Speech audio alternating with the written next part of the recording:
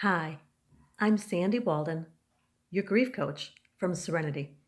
You can find me at www.sandywalden.com. I'd like to talk to you today about something I call the blurt. When my youngest son died, at the time of this recording, it's a little over 9 years ago, I found myself from time to time simply blurting out the information. For instance, a woman I knew who had moved away called one day. She needed some help with something. I often do hypnosis recordings, and she'd been a client for years. While we were talking about what's going on in her life, I suddenly blurted out, Mike died. He killed himself. I can almost hear now the silence on the other end of the line. And she started crying, which of course is a completely normal human response. And bless her for being so loving and compassionate. It was almost as though I had no control. These words seemed to burst out of my body. We continued to have a very long conversation. And no, it wasn't all centered about me. We actually took care of her needs as well. I apologized profusely. I was so embarrassed. I knew I'd caused her terrible pain. But what I realized as well was that I was doing the best I could. This was all encompassing for me, as it is for most of us when we first are plunged into deepest grief. All I could think about was that Mike was no longer here. If there was room in my thought for anything else, it was concern and worry for my beloved husband, my surviving sons, my daughter-in-law, all who were experiencing this pain with me. The blurt.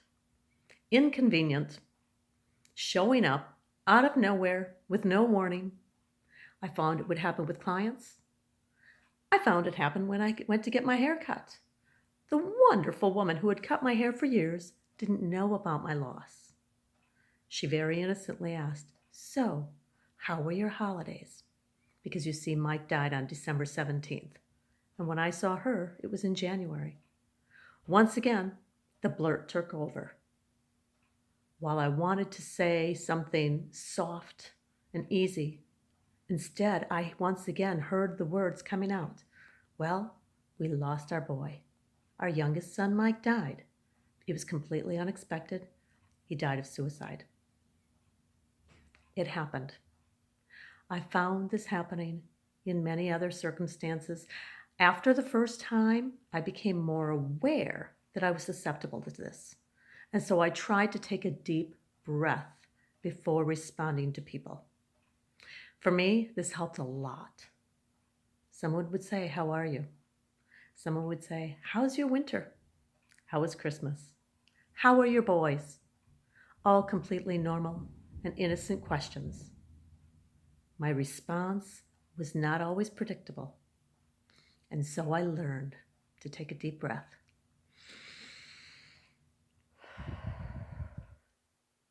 and very deliberately answer in the way that was right for me in that moment with that person. Did I make mistakes? I absolutely did. But what I found again and again and again is that people are amazingly loving, compassionate, and supportive when we give them the opportunity. So what I want to say is thank you to each and every one of those people. And if you too experience the blurt, please be kind and compassionate with yourself. It will get easier, I swear.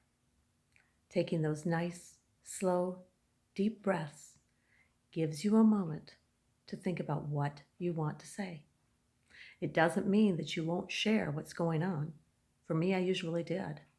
But I was able to do it in a way that didn't shock other people quite as much. Do the best you can and let that be enough. I assure you, it is enough.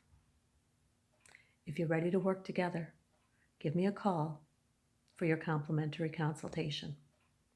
I'm Sandy Walden of Serenity, and you can find me at www.sandywalden.com. Until next time, namaste.